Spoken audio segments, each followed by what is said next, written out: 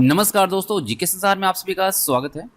बिहार सचिवालय सहायक परीक्षा के लिए हमारे चैनल पर स्पेशल जीके सीरीज चल रही है। हम लोगों ने पार्ट 18 तक पहले डिस्कस किया है।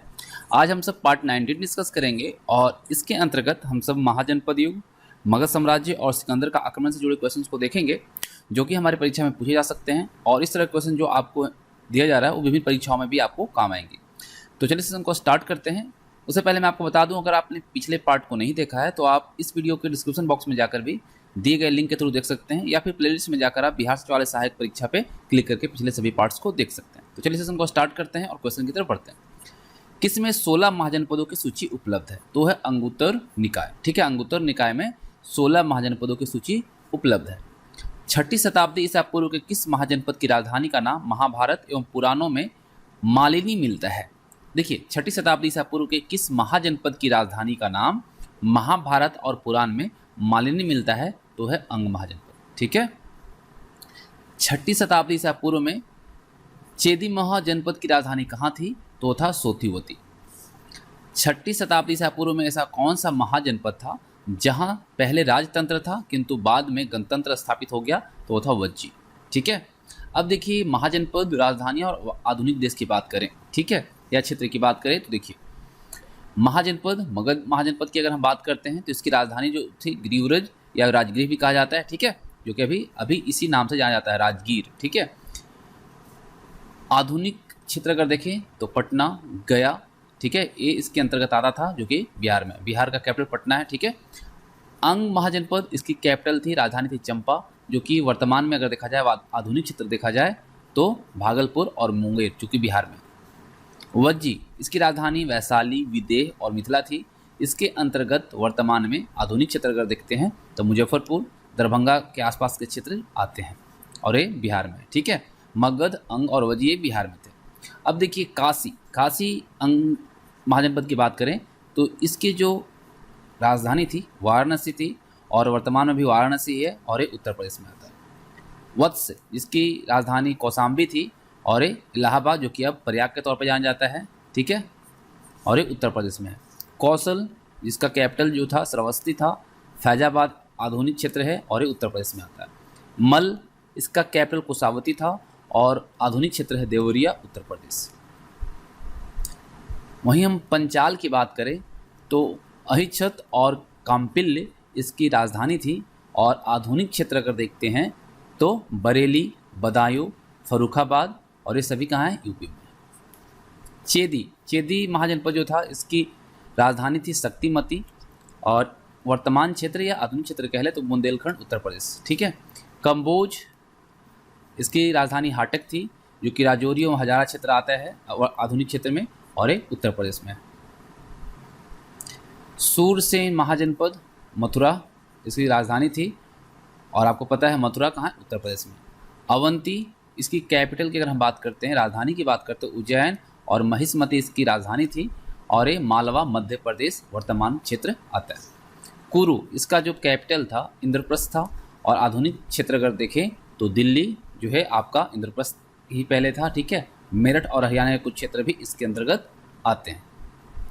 मत्स्य महाजनपद, इसका कैपिटल था विराटनगर, जो कि आधुनिक क्षेत्र की अगर हम बात करते हैं जयपुर और ये राजस्थान का कैपिटल भी है। ठीक है, असमक महाजनपद, इसकी कैपिटल जो थी पोटली या पोतन भी कहते हैं, ये गोदावरी नदी क्षेत्र जो है इसके अंतर्गत आता था। गंधार, इसका कैपिटल कहाँ था? तक्षशिला और ये रावलपिंडी और पेशावर के अंतर्गत आता है, जो कि पाकिस्तान में। ठीक है, चलिए और क्वेश्चन को हम देखते हैं यहाँ पे।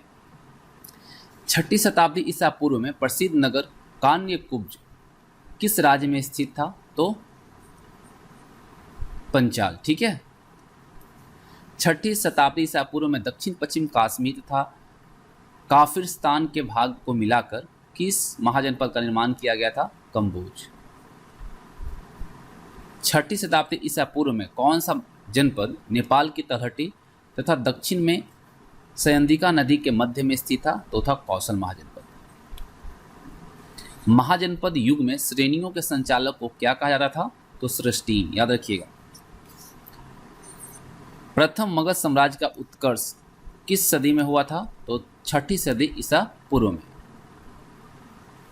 उज्जैन का प्राचीन नाम क्या था? अवंतिका। ठीक है, उज्जैन का प्राचीन नाम अवंतिका। और आपको पता है यहाँ पे कुंभ का मेला भी लगता है। ठीक है, कहाँ पे है? उज्जैन, एमपी। हरेक वंश के किस शासक को कुणी कहा जाता था? तो अजातशत्रु को। किस शासक ने गंगा एवं सोन नदियों के संगम पर पाटलिपुत्र नामक नगर की स्थापना की थी? तो उदयभद्र कह लें या उदयन ने। उदयन और उदयभद्र दोनों एक ही नाम है, ठीक है, इसके द्वारा किया गया था। नंद वंश का संस्थापक कौन था? तो कहीं कहीं आपको महानंदी दिखेगा और कहीं कहीं नंदीवर्धन भी दिखेगा, याद रखिएगा। मगध की प्रथम राजधानी कहाँ थी? ग्रीवरज या राजगिर, जो कि भी राजगीर के तौर पे जाना जाता है। किस शासक द्वारा सर्वप्रथम पाटलिपुत्र को राजधानी बनाया गया? देखिए, मगध की राजधानी कहाँ थी? ग्रीवरज या राजगिर, जो जानते हैं वहाँ पे थी, लेकिन उदयन के द्वारा या उदयभद्र के द्वारा क्या किया गया? पाटलिपुत्र को राजधानी बनाया गया। मगध का कौन सा राजा सिकंदर महान के समकालीन था? तो धनानंद। और नंद वंश का अंतिम सम्राट कौन था? तो वो भी धनानंद था। ठीक है, सिकंदर का समकालीन धनानंद और नंद वंश का अंतिम सम्राट भी धनानंद था। किसे उग्रसेन यानी भयानक सेना का स्वामी कहा जाता था? तो महापद नंद को कहा जाता था। मगध के राजा अजातशत्रु का सदैव किस गणराज्य से युद्ध होता रहा? तो वैशाली गणराज्य से। बिंबिसार ने अपने राज्यवैद्य जीवक को किस राज्य के राजा की चिकित्सा के लिए भेजा था? अवंती के।